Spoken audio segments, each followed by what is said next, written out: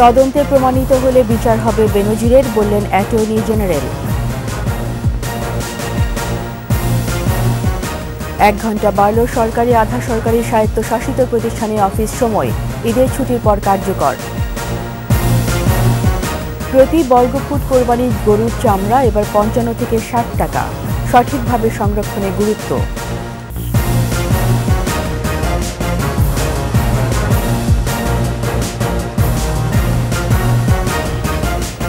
শুনছিলেন first security ইসলামী bank PLC সংবাদ শিরোনাম। আমন্ত্রণ রাতের 21 সংবাদে, সাথে আছি আমি রীতা চৌধুরী। দর্শক, 21 টেলিভিশনের সংবাদ একই সাথে সরাসরি দেখতে পাবেন আমাদের ফেসবুক পেজ www.facebook.com/2124 অনলাইনে। সাবেক আইজিপি বেনজির আহমেদের বিরুদ্ধে অবৈধ সম্পদের অভিযোগ তদন্তে প্রমাণিত হলে বিচারের মুখোমুখি হতে হবে বলে মন্তব্য করেছেন রাষ্ট্রের সর্বোচ্চ আইন কর্মকর্তা AM আমিন উদ্দিন। অন্যদিকে বেনজির আইনজীবী বলছেন, যতক্ষণ কোনো মামলা হচ্ছে না ততক্ষণ আইনি পদক্ষেপ নেয়ার কোনো প্রয়োজনীয়তা নেই। বিস্তারিত শাকের আরজু রিপোর্টে। পুলিশের সাবেক মহাপরিদর্শক বেনজির আহমেদ ও তার পরিবারের বিপুল সম্পদের তথ্য বেরিয়ে আসার পর থেকে দেশজুড়ে আলোচনা সমালোচনার ঝড়। দুদক মাঠে নেমে একের পর এক বেনজিরের বিপুল সম্পত্তির খোঁজ পেতে থাকে। দুদকের আবেদনে এসব সম্পদ জব্দ করারও আদেশ দিয়েছেন আদালত। 6 জুন বেনজির আহমেদ ও 9 জুন তার পরিবারকে তলব করেছে সংস্থাটি। সাবেক পুলিশ প্রধানের এমন সম্পত্তি কোথা থেকে এলো তার সুস্পষ্ট প্রমাণ দেখাতে না পারলে বিচারের মুখোমুখি হতে হবে, এমন মন্তব্য করেছেন অ্যাটর্নি জেনারেল। উনি প্রমাণ করেন যে উনি এটা ব্যাংকের লোন নিছেন, তখন কিন্তু তার অন্য কথা আসবে। উনি যদি এটা প্রমাণ না করতে পারেন যে উনি নিজের থেকে কিনছে বা তাহলে সেই টাকাটা উনি কোথায় পেলেন, ওনাকে তখন ওই জবাবদিহিতা করতে হবে। তখন দুদক কিন্তু তার বিরুদ্ধে যে তদন্ত করছে সেই তদন্ত অনুযায়ী তারা কিন্তু তাদের রিপোর্ট জমা দেবে। বেনজির আহমেদ কোনো আইনি সহায়তা নেবেন কিনা এমন প্রশ্নের জবাবে তার আইনজীবী জানান, আইনি সহায়তার এখনই প্রয়োজন নেই। যেহেতু ওনার বিরুদ্ধে একটা অভিযোগ আছে এবং দুদক ইনকোয়ারি করছে, ওনার সম্পত্তি বাজেয়াপ্ত হয়েছে, সুতরাং উনি আইনগত ব্যবস্থাগুলি নেবেন। যেহেতু উনি এই দেশেরই সিটিজেন, তার আইনগত অধিকার আছে এগুলিকে ডিফেন্ড করার, এবং উনি যথাযথভাবে ডিফেন্ড করবেন। এবং এখন যেহেতু ইনকোয়ারি হচ্ছে, এখন পর্যন্ত কিন্তু কোনো মামলা নেই। সুতরাং যেহেতু ওনার বিরুদ্ধে কোনো মামলা নেই, আমি ওনার আইনজীবী হিসাবে কোনো ওকালতনামা বা উপরের আদালতে যাওয়ার জন্য এখন পর্যন্ত কোনো ইনস্ট্রাকশন আমার কাছে নেই। যখন আসবে আমি আপনাদেরকে জানাবো। বেনজির আহমেদ ও তার স্ত্রী সন্তানদের সম্পদ জব্দে দুদকের আবেদন এবং আদালতের আদেশ নিয়ে এখনও কোনো প্রতিক্রিয়া জানাননি সাবেক পুলিশ প্রধান। একই সঙ্গে কোথায় আছেন তা নিয়েও নানা গুঞ্জন উঠেছে বিভিন্ন মহলে। শাকের আরজু, 21 টেলিভিশন, ঢাকা। কোরবানি ঈদের পর আবারও 9টা 5টা অফিসে ফিরছে সরকারি আধা সরকারি স্বায়ত্তশাসিত ও আধা স্বায়ত্তশাসিত প্রতিষ্ঠান। প্রধানমন্ত্রী শেখ হাসিনার সভাপতিত্বে মন্ত্রিসভার বৈঠকে এই সময়সূচি নির্ধারণ করা হয়েছে।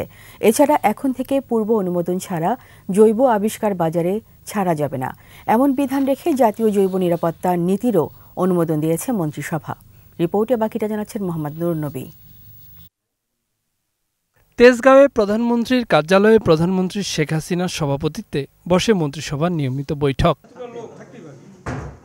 বৈঠকে বাংলাদেশ বনশিল্প উন্নয়ন কর্পোরেশন আইন, বাংলাদেশ ও নেদারল্যান্ডস এবং বাংলাদেশ ও মরিশাসের মধ্যে দ্বৈত করা আরোপ পরিহার ও রাজস্ব ফাঁকি সংক্রান্ত চুক্তির অনুমোদন দিয়েছে মন্ত্রিসভা। দুপুরের খাবার ও প্রার্থনার বিরতি ছাড়া সকাল 9টা থেকে বিকেল 5টা অফিস সময় নির্ধারণ করেছে মন্ত্রিসভা। 2022 সালের পর পুরনো সময়ে ফিরে গেল সরকারি দফতরগুলো। যে 9টা থেকে 5টা আমরা 8 ঘন্টা কাজ করব, আমরা 5টা 40 ঘন্টা আমাদের কাজ করতে, আমরা তার আগে 35 ঘন্টা কাজ করতাম। সেটা আমরা বিশেষ ব্যবস্থা ছিল, আমরা মূল অবস্থানে আবার চলে আসলাম। রোববার থেকে বৃহস্পতিবার পর্যন্ত মাঝখানে 1টা থেকে 1:30টা পর্যন্ত নামাজ এবং কাটাহেনা প্রোটোকল অব বায়োসেফটি প্রোটোকলের অনুসমর্থনে প্রণীত হয়েছে জাতীয় জীব নিরাপত্তা নীতি। এটি অনুসারে মানুষ ও পরিবেশের নিরাপত্তা নিশ্চিত না করে নতুন আবিষ্কৃত জেনেটিক্যালি মডিফাইড ফসল সরাসরি বাজারে আসতে পারবে না, যেটাকে আমরা GMO বলি, এবং একটা লিভিং মডিফাইড অর্গানিজম LMO বলি। এইগুলো এখন অনেক রিসার্চ হচ্ছে এসব নিয়ে। সেই রিসার্চটা যেন মানে নিরাপদ হয় এবং এর রিসার্চটা যেন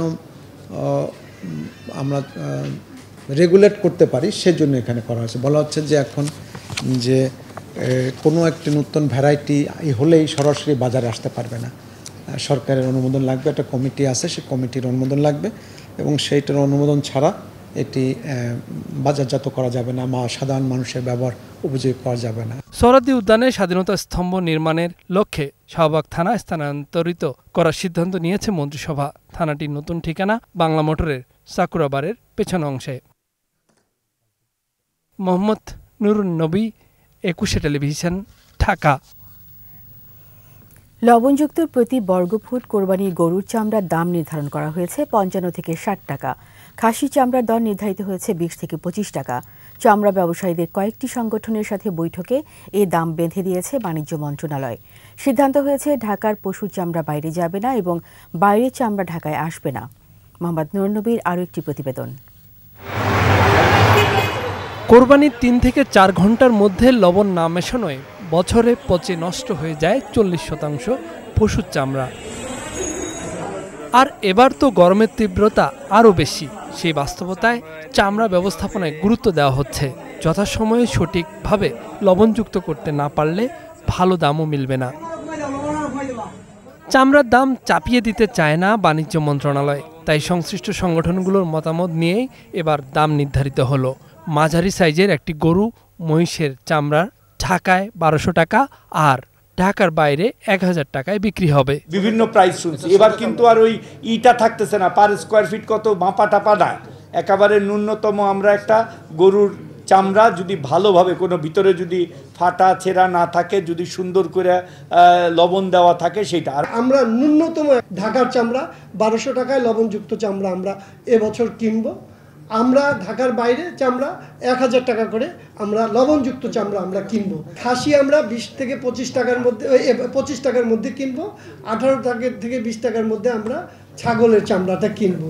শুধুমাত্র কমপ্লায়েন্স না হওয়ায় বিশ্ববাজারে প্রায় অর্ধেক দামে চামড়া বিক্রি করে ফেলতে হয় এদেশের ব্যবসায়ীদের। এবার সঠিক সংগ্রহ, সংরক্ষণ সহ ব্যবস্থাপনা উন্নয়ন করে সুদিন ফেরানোর উদ্যোগ নেওয়া হচ্ছে। আসলে আমাদের কোনো উপায় নেই, যার কারণে আমরা নন কমপ্লায়েন্ট বায়ারদের কাছে অর্ধেক মূল্যে আমাদের পণ্যটা রপ্তানি করছি। ঢাকার ভিতরে চামড়া ঢাকার বাইরে যাবে না এবং ঢাকার বাইরে চামড়া ঢাকা ঢুকবে না।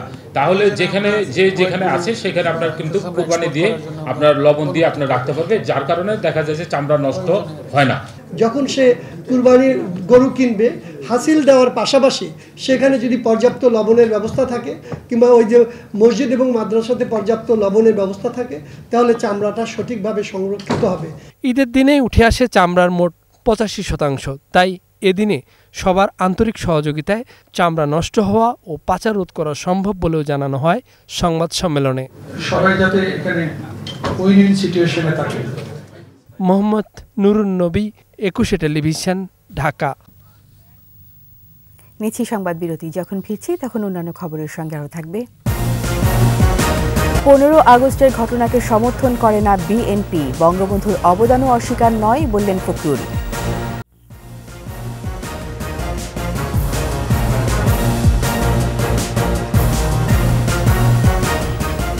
আবার আমন্ত্রণ রাতের 21 সংবাদে। জামায়াতের রাজনীতিকে অনুকরণীয় বলার 24 ঘন্টার মধ্যে বিএনপি মহাসচিব মির্জা ফখরুল ইসলাম আলমগীরের কণ্ঠে উল্টো সুর।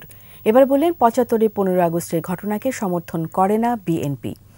জাতীয় প্রেস ক্লাবে জাতীয়তাবাদী মহিলা দল আয়োজিত বিএনপির প্রতিষ্ঠাতা জিয়াউর রহমানের মৃত্যুবার্ষিকী উপলক্ষে আলোচনায় যোগ দেন মির্জা ফখরুল।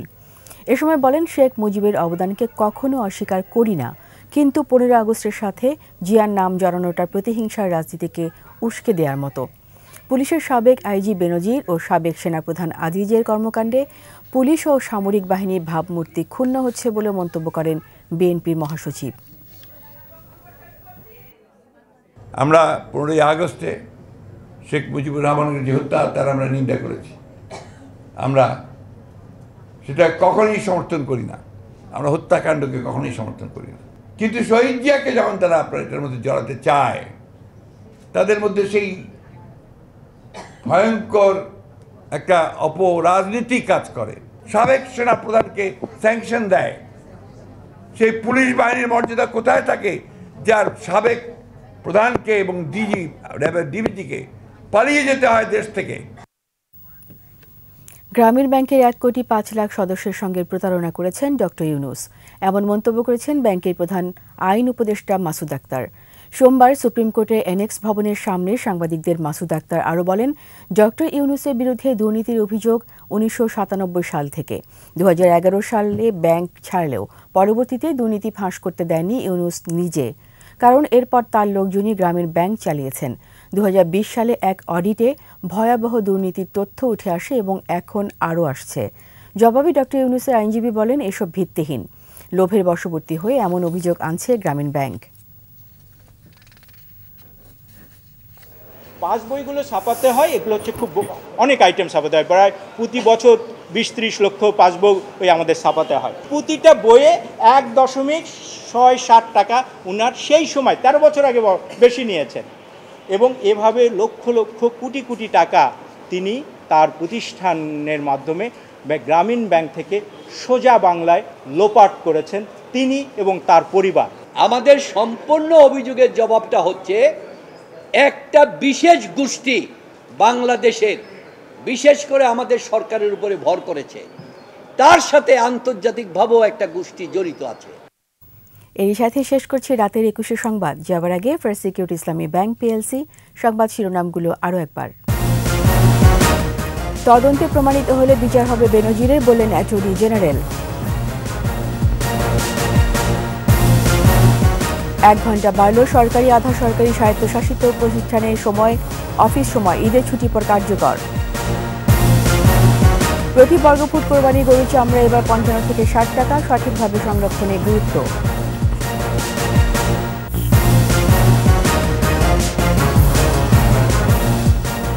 সবশেষ খবর জানতে ডায়াল করুন 202 নাম্বারে, আর ভিজিট করুন 21-tv.com ওয়েবসাইট। এছাড়া ফেসবুকে ভিজিট করতে পারেন facebook.com/2124 অনলাইনে। 21 খবর দেখুন। সকলকে ভালো থাকুন। ধন্যবাদ।